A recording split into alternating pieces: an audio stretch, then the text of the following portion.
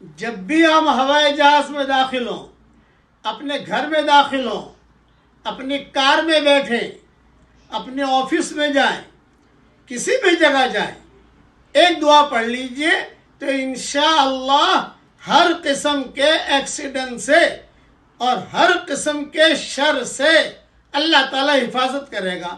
اب پڑھیے میرے ساتھ، اعوذ بکلمات اللہ التامات من شر ما خلق۔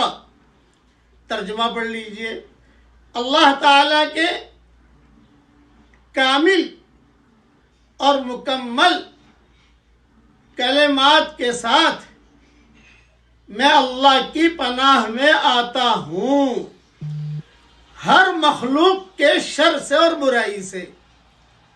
یہ مضمون حدیث والا مسلم شریف میں ہے۔